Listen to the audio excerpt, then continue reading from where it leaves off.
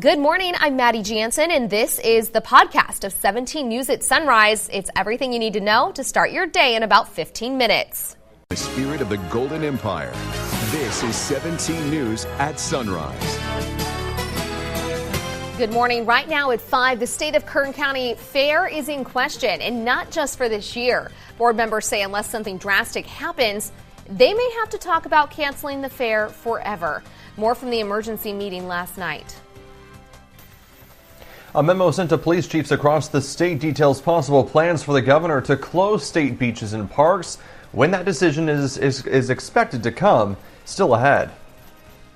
And the county fires back to the group of local lawyers and business owners who call the stay-at-home orders unconstitutional. What council had to say on this Thursday, April 30th, 2020. Good morning. It is 5 a.m. on this April 30th, the last day of April. Tomorrow is the first day of May. Hard to believe, Maddie. I can't believe it's already May. And yesterday, it felt like it, Kevin, because those were some warm temperatures. I know you've been saying we're going to see a little bit of a cool down by the weekend. I think I'm ready for it. I had to actually turn on my AC last night, so I'm not there yet. I'm not ready for that. Right. Well, we didn't hit the 95 we were expecting. We only hit 92 degrees, so I guess that's some good news. We didn't actually hit the 95 we thought we would hit. So 92 was the high yesterday. Normal high for this time of year is 79 degrees, and the record of 100 was set back in 1981. So 92 was the high in Bakersfield. Let's take a look at the skies right now, and you can see here we have a little bit of cloud cover still hanging around. That will exit as we go throughout the morning. Again, it's just a thin layer of high clouds, and we saw that move in yesterday afternoon as forecasted. And as we take a look at the temperature, 66 degrees right now. A light wind out of the north at 5 miles per hour. And as we take a look at the temperatures for today, mostly sunny at 7 a.m., mid-60s, 79 at noon, and by 3 o'clock, 84. So out of the 90s and back into the 80s today. Tehachapi sits at 54 degrees. The wind's picking up a little bit out of the northwest at 14. And Maddie, we do have some strong winds expected this afternoon up in the Tehachapi area over the Grapevine, over the 58 and into the desert. Already starting to see those winds pick up over the Grapevine right now. And because of that, we are going to issue a high wind warning for the Kern County mountain and desert locations, as you can see here, until Friday at 8 a.m. And then we've got a wind advisory on the extreme western edges of Kern County. So here's a look at the mountain forecast for today. Mostly sunny to start, 54 degrees. By noon, 67. 3 o'clock, we're looking at windy conditions. Again, winds could gust near 60 miles per hour this afternoon. And by 3 o'clock, a temperature of 70. I'll have much more in your forecast. That's coming up in just a little bit. For now, we'll send it back over to you.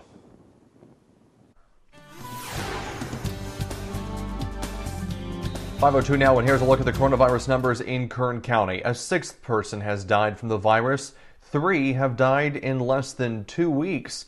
875 people have tested positive for the virus in Kern. 484 have made full recoveries. That's more than half of the total cases. Now here's a look at our curve. Our current peak was 21 days ago, but it appears we are maintaining the amount of new cases reported every day. The area in red shows the days where test results are still pending. Now here's how testing breaks down across Kern County. More than 6,300 of those tests have come back negative, but more than 3,600 tests are still pending, with 3,672 still pending. That is the most pending tests that we've seen since testing started. And in just a few hours, we're expecting new numbers from Kern Public Health. The agency also said this week they may release more demographic information such as race, gender, and city. You can watch the live briefing this morning at 10 a.m. on TV 17. We're also going to stream it on our KGET Facebook page. The time now is 5:04. The Kern County Fair Board held an emergency meeting yesterday in which fair leaders stressed the need for emergency funding.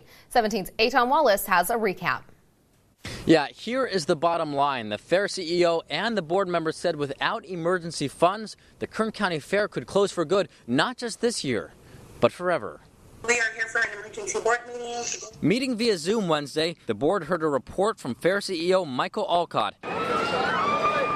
He said the fair will run out of money possibly as soon as June 1st, and that's why he proposed and the board unanimously approved sending letters to the state requesting emergency funds. Board Chair Balaji Rodriguez said, as it stands right now, the fair is in dire straits. She points out the current financial situation may not just force the board to cancel this year's fair set for September, but may actually force the fair to close its doors for good. The potential for us to close our doors is very real. And with closing our doors, we would therefore be forced to dissolve the fair. It's not a no fair for 2019, it's a no fair again. Just so everybody's perfectly clear on this. And I think that people have to sit back, take a breath, and understand the enormity of what you just said right now. We're not talking about closing and starting at a subsequent date. We're basically talking about closing forever, unless we can try to rectify some of the issues that we have right now. A shutdown of the fair would mean more than just the 12-day family-friendly event the community has come to love. It also would mean the elimination of 130 events throughout the year and would leave more than 450 employees without work. Board members said a significant issue not talked about enough is that the fair is a state agency, yet it receives no funding from the state to help pay its employees. Even so, those on the board remain hopeful the fair can be saved. We're going to figure out a way. We're going to find money underneath couches. The community's going to step up. Some big investors are going to go and just drop a big old dime. I know something's going to happen.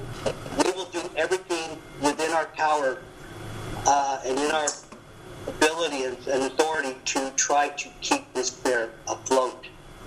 Now, a point came up at the meeting about how you can help. If you wish, you can give to the Kern County Fair's nonprofit affiliated organization. We have posted a donation form to that on our website, kget.com. In Bakersfield, Tom Wallace, 17 News. Well, one thing the Fair Board did not mention in last night's meeting, the possibility of raising prices for the fair to help offset some of the cost. But that brings us to the subject of today's 17 interactive feedback poll. We want to know, would you be willing to pay a higher ticket price if it meant the Kern County Fair could continue? Call us at 888-4617. Press 1 if yes, and 2 if you think no. You can also text, tweet, email, or Facebook us your comments. And once again, our feedback phone line is 888-4617. We'll air some of your comments and have the first count of our votes coming up at 5:30.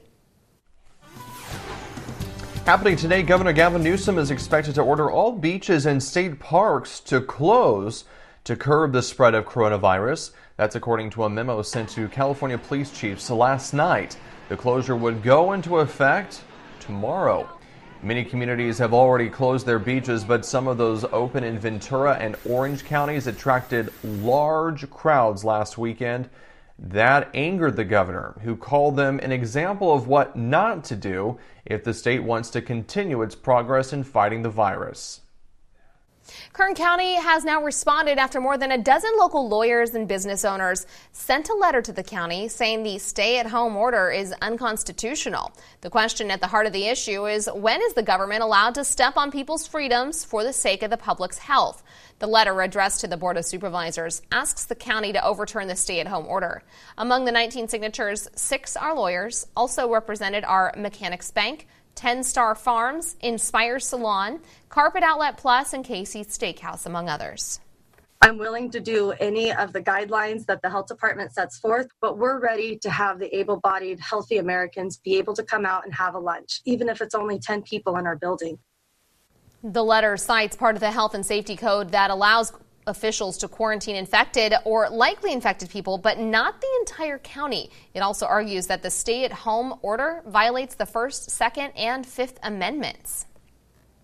Last night, Kern County Council responded. Margot Raison issued a response letter that reads, in part, after reviewing that letter and conducting some research, my belief is that the allegations contained in the letter written by concerned citizens of Kern County lacks merit. There's nothing that public health or the county has done that is unconstitutional. The governor's executive orders carry with it the force of law, and if we were to be sued, we will vigorously represent the county, and I'm confident in the success we would have. I'm confident Matt Constantine has done nothing unconstitutional. A federal judge has granted a temporary restraining order in response to a challenge by immigrants at 2 ICE detention centers, including one in Bakersfield. The centers are the Mesa Verde Detention Center in Bakersfield and the Yuba County Jail in Marysville. Together, they currently hold about 400 detainees. According to the American Civil Liberties Union, immigrants at both facilities sleep in packed dorm rooms and they use shared bathrooms, conditions rife for the spread of COVID-19. The judge ordered a review process to identify people for release in order to enable social distancing inside the centers. ICE released a statement after the ruling that reads in part, "As of yesterday, there have been 0 reported COVID-19 cases among ICE detainees at Mesa Verde ICE Processing Center and Yuba County Jail. Both facilities have reduced their populations to approximately 70% since January. U.S. Immigration and Customs Enforcement, ICE, makes custody determinations on a case-by-case basis, prioritizing detention for those serious criminal offenders and other aliens who pose a significant threat to public safety." The time now is 5:10. An employee at a local Target store has tested positive for COVID-19. A company spokesperson says the employee works at the store on Mallview Road in Northeast Bakersfield and is currently in quarantine. It also says the store has been deep cleaned and sanitized, and all employees have been provided masks, gloves, and thermometers. Happening today, there will be a high-flying show of support for healthcare workers. 5 aircraft will soar over Bakersfield. Now, here's a look at their flight path. The formation flight will be led by the Condor Squadron, a professional formation flying team made up of 4 World War II era T-6 trainers. The flyover will happen at noon and 12:30, and it's organized by the California Aeronautical University. The CAU says it wants to show its appreciation for the people working tirelessly during this pandemic. Also happening today, another prayer for essential workers. The event was organized by Joseph Castro and United We Stand. People will gather together while maintaining social distancing to pray for grocery store workers, truck drivers, restaurant workers, and all of those who are risking their lives to provide for our essential needs. It's happening tonight at 8 p.m. at the East Hills Mall parking lot. You're asked to stay in your cars, flash your lights, and honk your horns to honor those on the front lines. The time now is 5:12. Will the remains of a fallen soldier are brought home with a guard of honor? How a group of motorcyclists paid tribute to him. That story still ahead.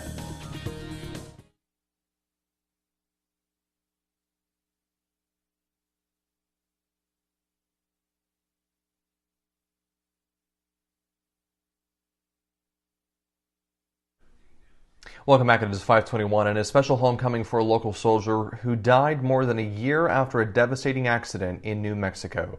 The remains of 23-year-old Louis Ruan were escorted to Green Lawn Cemetery Southwest yesterday by the Bakersfield Freedom Riders and the Patriot Guard Riders.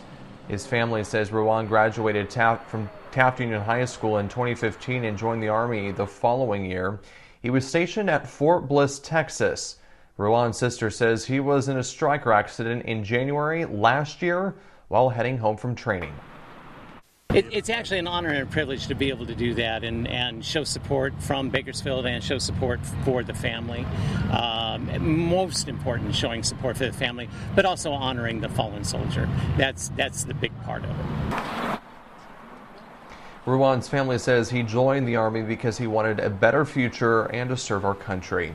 An effort is underway to make sure local farm workers who may be struggling get a nice hot meal. The United Farm Workers Foundation has teamed up with World Central Kitchen to provide meals once a week to those in need. 4,000 meals were handed out yesterday at 40 acres in Delano. The food was prepared by local restaurants. There is a lot of food insecurity that we're seeing right now, in particular in rural farm worker communities. And this is something that we want to make sure that we're addressing. We definitely want to continue to do this. We're also going to be working with local food banks to ensure that there are times that are open when farm workers are coming out of work. Last week, 1,000 meals were given away, and today, a similar meal giveaway will be held up in Madera. Here at 17 News, we're teaming up with the SPCA for a fundraiser tomorrow, May 1st, and you can help out. We can't visit Compassion Corner right now, but the SPCA is hoping to raise $50,000 to build a new nursery for puppies and kittens. It's the annual Unleash Your Love event, except it's all going to be done from your home, and you can donate from your home. The SPCA has a matching grant from the Virginia and Alfred Harrell Foundation. You can find a link to donate on our website, kget.com. Still ahead this morning on 17 News at Sunrise, getting food into the hands that need it most. We'll explain the latest initiative from the governor coming up.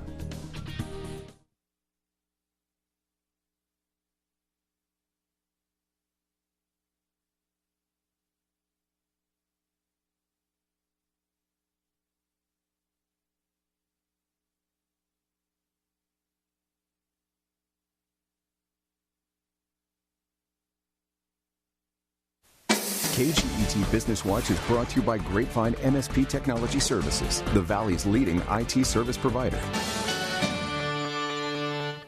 Welcome back. The time now is 5:26. A local airport's getting $11 million to repair earthquake damage from last year. Congressman Kevin McCarthy announced the grant for Inyo Kern Airport. McCarthy says the airport's runway has needed repairs since the powerful earthquakes in July.